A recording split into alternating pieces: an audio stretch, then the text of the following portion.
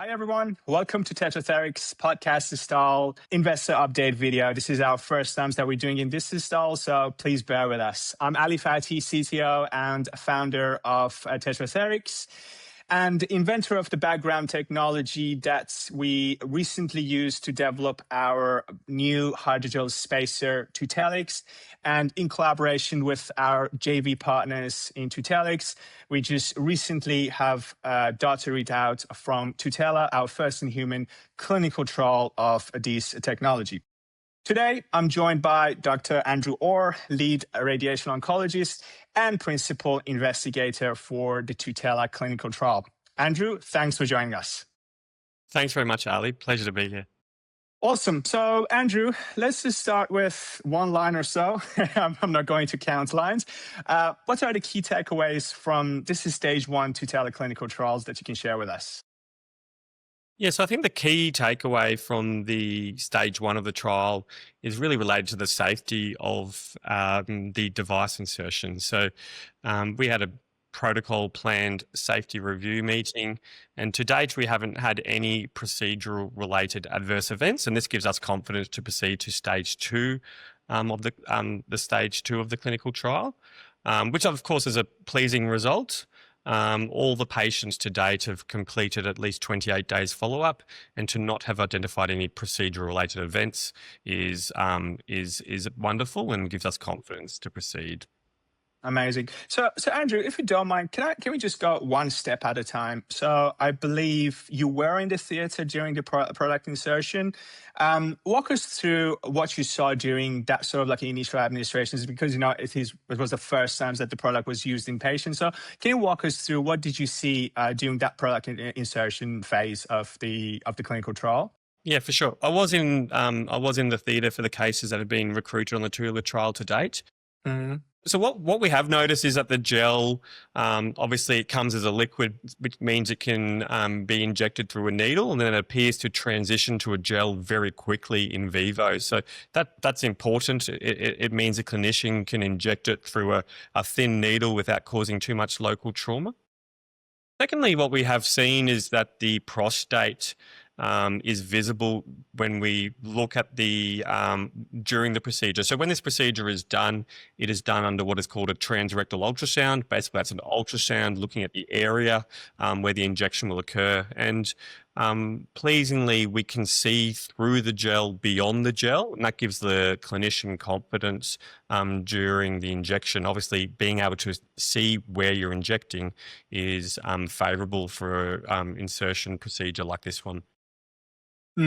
Okay, that's very interesting. So moving on from that insertion phase, you said that all the patients came back at least for 4 weeks, like 28 days after the initial insertion. So how did this spacer behave during that sort of like the radiotherapy course of the patients that you've seen? Yeah, one of the probably one of the more critical aspects of radiotherapy treatment is reproducibility from day to day. So patients come in and we'll have a session of radiotherapy treatment. I mean, radiotherapy treatment courses can be anything from 1 session out to 40 sessions. In this particular study, it's 20 sessions.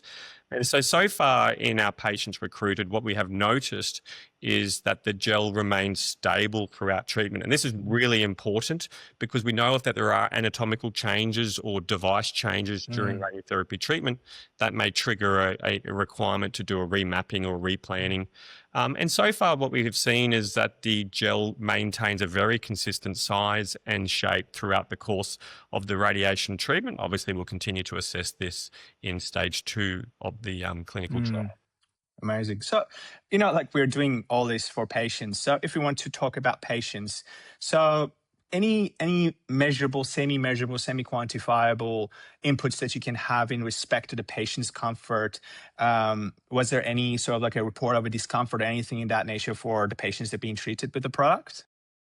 So we have not noticed any adverse events related to the insertion of the device. And this was the critical aspect of the safety review meeting, which was successfully completed last week. But, as far as toxicity beyond that, that is something that we'll have to continue to assess moving forward. Radiation toxicity can be delayed for weeks or even months following radiation. So that's something that will be assessed in an ongoing fashion.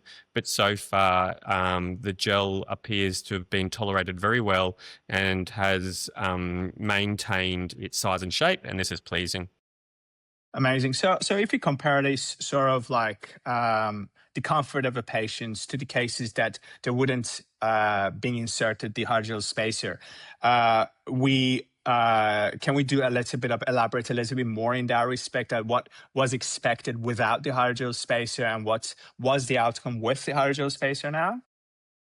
Yeah, so we know that radiation dose, the more radiation dose delivered to the rectum, the greater the risk of side effects.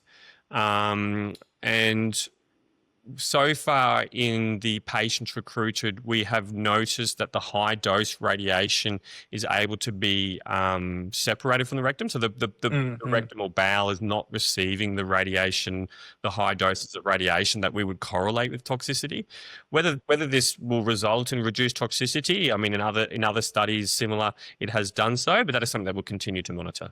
Okay, amazing. So that's the stage 2, sort of like of the clinical trials that you mentioned. So anything that we should expect as a clinicians, scientists, investors about this stage 2? Any timelines or next phases that we need to have an eye on? Yeah, so now that we have completed the safety review meeting, we have confidence to commence stage 2. And stage 2 will continue to recruit patients at a number of sites across Australia.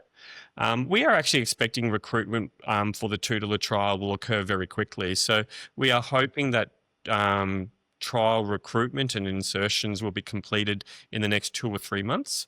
And sort of concurrently with that, we now have confidence in, at least preliminary confidence in the device performance, that we will commence pathways for our larger trial, which will be a international trial likely in Australia and the United States. So we now have the confidence to commence stage 2 as well as plan for a large pivotal trial, which will probably occur next year.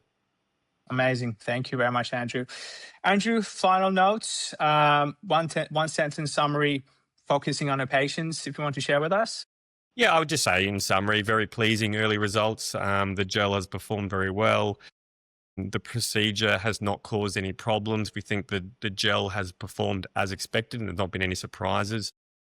As a clinician, we're very excited to commence recruitment in stage 2 of the trial and hopefully get some more data, and hopefully it continues to be pleasing. Amazing.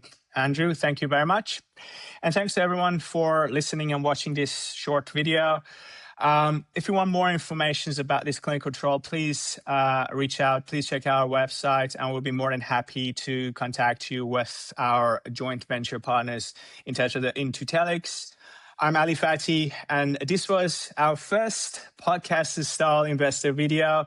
See you next time. Thank you very much.